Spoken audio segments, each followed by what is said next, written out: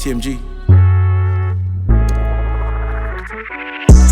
Anyways, Champions League second legs. Hopefully that can be reconvened without teams getting Semi-finals, not second legs. No, but second legs for the quarterfinals. We haven't touched on that.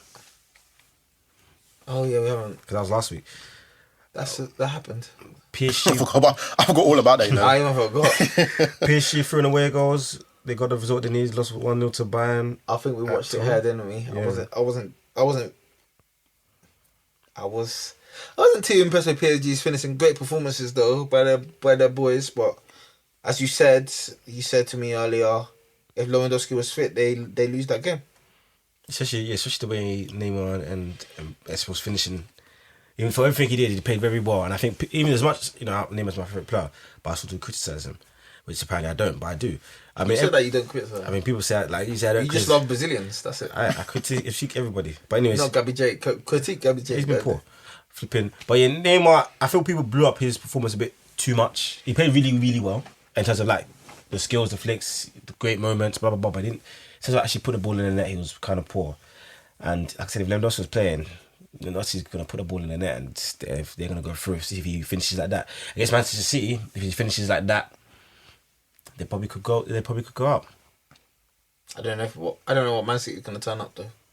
I think Man City look leggy and wary. Yeah, they look leggy against Chelsea. Yeah. You know what? Man City looking like one of those teams. Basically, they fall into the trap of success that when you're doing well early in the season, it's all good because you get the games are spread out. Mm-hmm. But when you're on a team that's looking for a three-peat, double back to back, whatever, quadruple even, you're gonna face tough games back to back to back, and your legs are, especially with teams like Man City, where like your quality is, they got some depth, but their real players are top heavy. So like, once your legs start going, that's it. Because Gabriel Jesus hasn't progressed, especially this season, and Aguero hasn't been playing.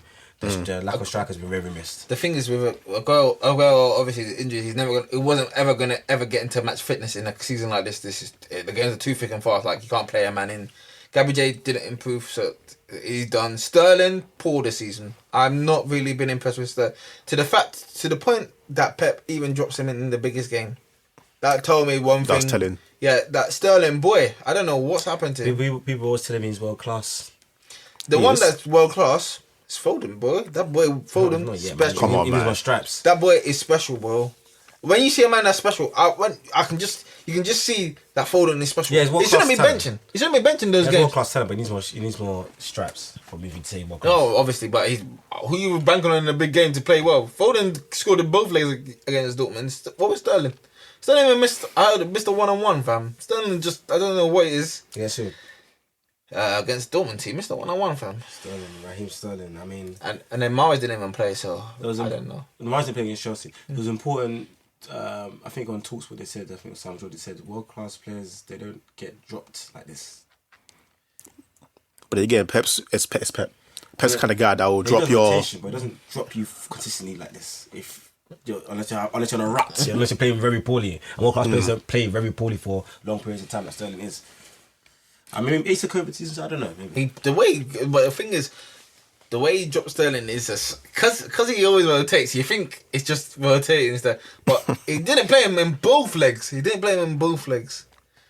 he played him in the Leeds game, and he was stank. Remember, he used to play him up front. See the way Gabriel Jesus has been. No, he plays Foden up front. No, but he used to play Sterling up front. Yeah. And I don't know, man. Sterling needs to find himself again. No, I don't think it's Sterling though. I think it's the case. It's like a mix. Like it's the rise of Foden and Sterling being off form. Because like you can be off form, but normally world class players don't have some superstar young player who's actually performing and like not just like performing on the pitch. He's giving you the actual end product when you're messing up. So it's like it's a perfect storm for you to get dropped and him take your place. Well, it's not just Foden, because Sterling can play on the right, he can play on the left, he can play up front. Like, remember before I said 30 seconds ago, Sterling was playing up front. So Gabriel Jesus hasn't been playing that well. Sterling could have been playing up front. But when he goes to up front, Foden is his go-to auxiliary striker when that happens. No, Foden can also play there full stand, but do you know what it is? But Gabe's saying it as a way like Foden's trying to take it up Sterling's minutes, and Sterling's not Sterling Westford. Sterling could play in other positions. I'm not hating Sterling, because if I was to pick up a player that's been so poor from City that I have highest with, Bernardo Silva has absolutely stank. Absolutely. When has he been good? He hasn't been good. He's been good since like he hasn't been January. good.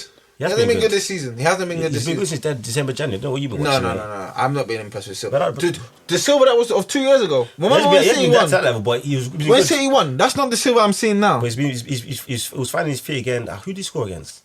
I scored a good goal a while back. I think it was against Liverpool. See, look at you, man. It was Look how far about that was. He's been playing well. He hasn't been playing well. Even Gunnar hasn't been playing well recently. Gunnar's been like 3-4 games.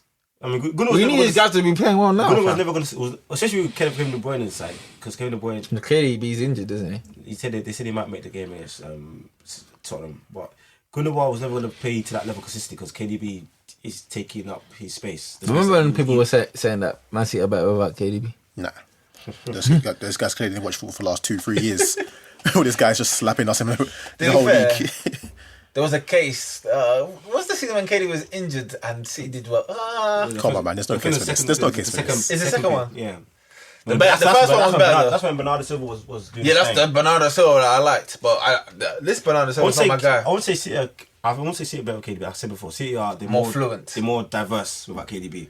But at the highest level, you need KDB to play if you want to win. Like if they want to progress and win Champions League, they don't have KDB unless all the other top teams fall at the knees. They're not going to win that trophy. Well, anyway, like for example, to beat PSG, they're going to need KDB to be. They need Haaland, man. If they get him, you know it's going to be a 38 0 thing. Yeah, fam, they need. It's going to be a 38 0 with the amount of chances they make. Fam, they need Haaland. No, Pep will rest him for a Champions League game. They rest him for a couple of games. In the biggest game, he'll rest him. And the guys will be asking, why didn't he play Haaland? Yeah, but they need a Haaland type. Yeah, Liverpool, Madrid. Hey, Madrid, they know how they're just I can't even put it. Technicians, just absolute technicians in the midfield. Know how. It's just it's wisdom. They're just all-round players in midfield. They're just adaptable to every side. If you want to play counter-attack, they can play counter-attack. If you want to play possession, they can play possession with high intensity, even though maybe not as much because Cruz and Modric get on, but they can still kind of play that in spurts. If you want to play slower game, they're just so adaptable. And like I said, I'm not sure we had this debate last episode. When people say the Barcelona trio are that much ahead of them, I disagree. The Barcelona trio molded them to what they are now. I was even thinking about this. Without that Barcelona trio, I'm facing them week in, week out. These man won't be as good as they were. Look at the competition they were going up against. Look at the Atletico Madrid teams they were facing. Look at the team they had to overcome in that league. Fam, that's a tough league, dog. It's a very tough league. Yeah, that's true. But I just don't agree with the notion that those three are so far leaps and bounds. I would say they're better. Like I said before, mainly for the experts with Spain, they play together in Spain, they won trophies with Spain. Because then when people compare players, they just look straight to the trophies. Ultimate technicians, them man. But, ultimate. Xavi, Iniesta, Busquets, ultimate. In their prime. No, this Busquets. Busquets fall off his... Busquets can't run. And the game's become more about running in off the wall. But Salah was wasteful. No, the thing is, like, those, that three you just mentioned now, innit? There's iconic as the 4-4-2 diamond AC Milan thing. Yeah, they're so iconic. Because if I said 4-3-3 Barca, you're thinking obviously Iniesta, Busquets, Xavi. If I say 4-4-2 diamond, you're thinking Kaká, Seedorf, Gattuso, like them, man. I was even thinking in my head Gattuso, Pirlo in the hole, and Gattuso. I can't forget Pirlo, man. That's the main guy. Yeah, Seedorf and them, man. They're more iconic. Their success was more sustainable. It was sustained for longer, rather. I mean, as much as I love that AC Milan team, I think they got to Champions League finals, but I think they won like one league title. But then again, the 4-3-3... Juve was banging, but they... It was AC Milan back then. Was it AC? No, Juve won the league. It was Inter back then. Inter won 09. Inter like 07 to like 10. 07, 010. Yeah. Inter was dominant in the league, but not in Europe. He won a few titles there. But, yeah, but that's it. Salah missed chances. Salah always been missing chances, though. I don't know why people are surprised when Salah missed chances. Salah always missed chances, though. It's true, but the crucial chances were missed. The chance he missed in the first 2 minutes. That told me that they weren't going to win the game because he hit it so tamely. Like, I was like, okay, you already decided what this is going to be then. Salah, Mane, stinky duo at the moment. I think it's four, man. But AC Milan, I have to pay my dues before I forget. What's AC Milan doing? Getting kicked out of the Super League. They're great. So is Arsenal. They'll win a comeback. Let me not bring us back to this, man. They'll go come back. It's what it is. Dortmund. I don't even want to see. City tried to throw it away. City came back. I remember I said City will make the game interesting. Or Dortmund will make the game interesting. And they did. Jude Bellingham is what Jude Bellingham. So my takeaway from that game is Wonder Kids. Bellingham and Foden. Does Bellingham go? Not Bellingham. Bellingham. Does he go to the? Of course, England team? he's a different type of midfielder. England don't have Does he any. start? Does he? He goes. He definitely goes to in the 23, but because he played Champions League football. Yeah. I'm sorry. That's it. That's one of the things. He's Rashford playing qualified. Champions League football. Why doesn't even board in Europa, fam? Who's the guy from Leeds? Calvin Phillips. How yeah. doesn't go choose to play Champions League football? So he has to go like on pedigree alone. And to be fair, he offers something very different. Yeah, he's a dynamic. He's the only midfielder that's dynamic. Dynamic box to box techie. I mean, he's going to be a role player. Him and Foden for years to come. Hey, England. Do you know what's so funny? It's like if you look at the profile of players that England have, how have they not produced a dynamic box to box midfielder? Fam, that's what. Like, there's so many of them. Because they're going away from that, they became more technical. But look how many guys that you know that are of that build, like 6 foot, that can run. I think it's one of those things where the dynamic box-to-box players never play for the big teams, though. Yeah, that's Well, the the issue. English ones anyway. Yeah, the English They always big get one French one, someone else just Yeah, to go do the yeah, running for them. There was guys like Yeah. Loftus-Cheek. Loftus-Cheek is more of a. There was the guy who used to play for Chelsea. Chabala. Yeah, the Chabala as well. I mean, those guys didn't quite make it as of yet, so they were in that mode of box to box. But England have been pushing towards more technical players, like either in the base of the midfield or at the top end of the midfield. But the thing is, there's 2 ways you can go about it. I think in modern football, you can now in this football, you can go with runners, or you can have technicians in your midfield. Liverpool's showing you if you have runners. You can dominate. You can win a Champions League with runners. Yep. The pure runners in your midfield. You hardly any technicians. You can do it. Technical. The thing is, if you're going technical, you can't have anyone that's lacking in those areas. That's room for error. Yeah. If you're a technical baller and you have no pace, you can't make a mistake. That's it. You can't. That's why guys like Busquets, they're becoming a dying breed. Rodri. At one point, I was telling you, I was thinking Rodri's looking a bit funny because. Technical baller, but he's lacking the pace and dynamism to play in the Premier League. So we see about Roger now. Technically, he's been good, man. He's been covered by guys. Isn't it? But in the biggest stage, what happens is when Rodri. Look at Rodri in the big games, Sam. Which big games? And Chelsea didn't look that good. But no one looked good against They just kept on counter-attacking through. He's a centre mid, fam. Centre defensive mid. He's not covering anything. Chelsea does struggle to cover ground. To be fair, Chelsea, Porter. I mean, that was a great goal by Taremi, but that game was pretty much. It was dry, man. Yeah, it was dry. Chelsea done a job. It's in the finals. Yeah, it's one of those ones where the first leg you've won the job. It's like, okay, let's just mess it up. Yeah, it's true. Which thing I'll give Tuchel one thing that he's given us defensive stability. As a Chelsea fan, I guess what I've been used to. Yeah, that's what you guys know. When I ain't got it, I don't know. Like You get agitated. I get what Mourinho means now when he says like you feel pain when we concede a goal. Like, I'd rather have a 0-0 than 1-1. Like it's when we concede, it hurts. It hurts. I don't know. It's the same result, but I'm like, Mourinho's conditioned you, man. Fam, he did. Fam, I went the whole season watching my team concede less than 20 goals. Was it 15 goals? Yeah, less than 20 goals, and then I think once he left, I watching us concede. I was like, what's this? The funny thing is, Gates are open again. Chelsea, because of how you came up, Chelsea can never ever really transition to attacking ball. Fam, like I get why you a lot of Arsenal fans like they enjoy watching that kind of shit. But then when I'm watching Chelsea play, and I think about it, like, would I rather us play defensive, win 1-2-0, or play flary good football and have a 3-3, 4-4 game? It's how you've been pre-conditioned, isn't it? It is. It's what you've been successful on. As an Arsenal fan, I grew up on attacking ball. So when a manager comes in and he's not playing 3-4 ball, he's not playing quick 1-2 passes, I'm like, what is going on? Wait, this Emery thing, yeah, really, I was gonna say, you don't like Emery football. I was like, boy, guys were telling me he's winning, but it wasn't it wasn't winning the way I wanted. It wasn't. And then when he started losing, you don't have the equity with the fans because that's not what they want. And that's good that you brought up when you start losing, when you're playing a unattractive style football, you don't have the equity of the fans, and that brings up who? Mr. Mourinho. Mr. Jose. The special one, man. The special one, the guy who the only Super League manager to get sacked. Oh, don't. I will not take any slander on my guy, man.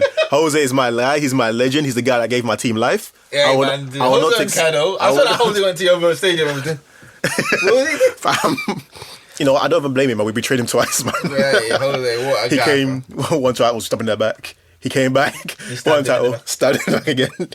I don't blame him, man. It was inevitable. I mean, apparently destroyed the culture of the club. That's what they said. What culture do Spurs have? Are you alright? That's what they said. Culture of losing. They destroyed it. How dare he? How can he? What Expectations. culture are they making? Because he's making them win. Expectations, finals. Well, I didn't sign up for this. I Get out of here. From the Athletic saying that apparently he destroyed the culture of the club. That documentary didn't paint Spurs in that great a light. That exchange between him and Danny Rose is just infamous. Like, I was like, what? This is actually what's happening in the football club. Two dons are going, man's asking him, what's happening with the Milan move? I said, what Milan move? This is what's actually happening. I said, Mourinho is not a good manager. He's only a good manager for a few, not for everyone. I don't think he can cater to his approach. He grew up in an era of Drogba, Lampard, Terry. These are all captains. These are all leaders, and that's what Mourinho really respects and he rides for. To Ibrahimovic. That's the funny thing is because strong when you ask about Mourinho, you get two very, very. You never get like a medium response. You get two polarizing ones. You go and ask Lampard, Terry, Drogba, Czech, everyone it's like a dad to them, man. It's like a dad. Go and ask Etu, loves him. Go and ask Ibrahimovic, die for that guy. Go and ask like Pogba, Ali, Rose. They're like, hate him. Useless. So it's like, yeah, I feel like you're right. Like if you got a spine, you got like the old breed. Essentially, what if you're gonna call it the old breed from like only like 20 years ago? Players like that will love him. The new guys, they can't take that kind of style, and it's like that's why he doesn't stay anywhere for like more than 2-3 years. Because if it's not, even if he does win, people are like, I don't like to win this way, and that's it. It just gets old. I mean, they said he sucked the culture of the club. That was the headline. But yeah, it's a good point you did make. I mean, Jose, what's the word? It can only last so long, especially in this age, the new age guys. They're not going to take to Jose because I had this theory.